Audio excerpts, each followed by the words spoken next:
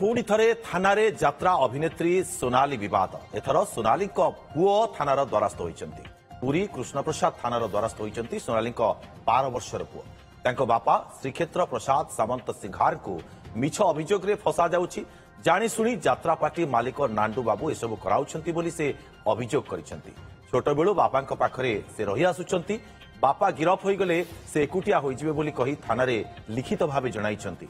गत किछि दिन तले यात्रा अभिनेत्री सोनाली निज स्वामी नारे जाजपुर बालीचंद्रपुर थाना एतला देइथिले। नाबालिका थिबा बेले तांकु जोर जबरदस्त करी विवाह करिथिबा से अभियोग करिसंती। तेणु सोनाली स्वामी श्रीक्षेत्र प्रसाद सामंत सिंघार उपरे गिरफ्तारीर खंडा झुलुछि। एसबु भितरे सोनाली और श्रीक्षेत्र पुओ लगाइथिबा अभियोग उपरे पुलिस सोनाली किंबा नांडू बाबू प्रतिक्रिया मिली पारि नाही।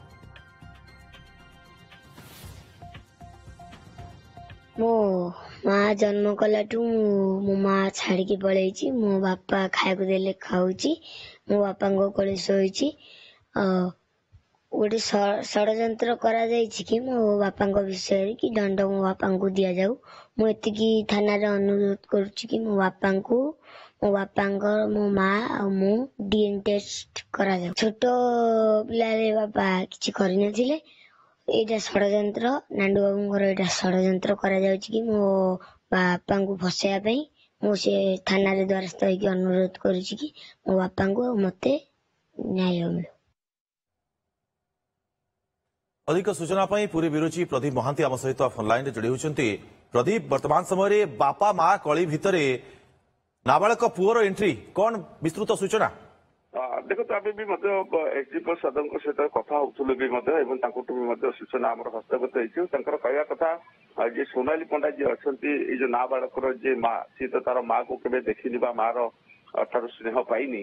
तो तबे जाजपुर बालीचंद्रपुर थाना एक मकदमा होता है। 0 एफआईआर गोटे करा से एफआईआर टी को जाजपुर बालीचंद्रपुर थाना कृष्ण प्रसाद ब्लॉक को पठाई कृष्ण प्रसाद थाना को कहीं से जो कृष्ण प्रसाद थाना जो मामला टी को बर्तमान को रखाई पुलिस से घटना संपर्क में तदंत आरंभ करेतु कागजी पल्ली ना थिला जो सोनाली पंडाकर से ना जेतबले से अभियोग करछंती से जेत नाबालिका थिले तांको सेतबले ए श्रीक्षेत्र सामंत प्रसाद सामंत सिंगार भल पाई उभय मध्य विवाह होता है। विवाह हवा पर से गोटे पुत्र जन्म होते जो नाबालक आज तार बापर सुरक्षा आज थाना द्वारस्थ होती।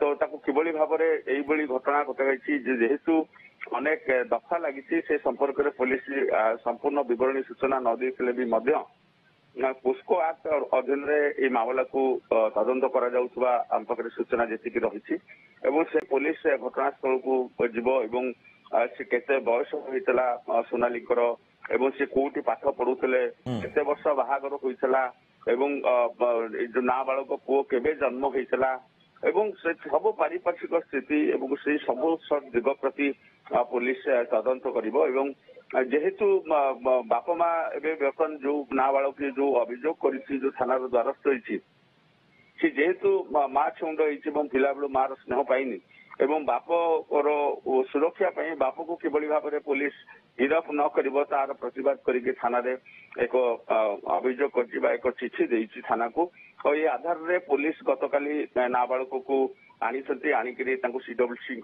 अधीन रखा जाइए। सीडब्ल्यूसी काउंसिलिंग आज कर प्रदीप ये घटना को लेकिन पुलिस आग को क्यों क्यों दिग को नहीं तदंत कर से बाबद किसी सूचना मिल पारी कि तदंतर गति केमती आगे देखो पुलिस तो सीधा सड़क एसडीपी सदर कही सूचना देते घटना को गोटे जेहेतु केस रजिस्टर्ड होती से केस रजिस्टर्ड होती श्रीक्षेत्र प्रसाद सामंत सिंगार केवे से सोनाली की भल पाइले ना जेहेतु से समय कागज पल्ली केते वर्ष बयस से भल पाइले केवे सी विवाह कले केते वर्ष से सांगे रहिले केवे पुत्र संतान जन्म है से कौन पाठ पढ़ुले स्कूल रे रेकर्ड कौन अच्छी डेट ऑफ बर्थ रेकर्ड कौन अच्छी ए समस्त दिग को तदंत करा सहित उभय मध्य जेहेतु उभय मध्य विवाह बंधन को लेकर समस्या आसी जो मकदमा पहुंची निश्चित पुलिस आग को कौन पदक्षेप ग्रहण करुच्ची मामला रे तापर रहिब नजर। बहुत बहुत धन्यवाद आपको तमाम सूचना प्रदीप।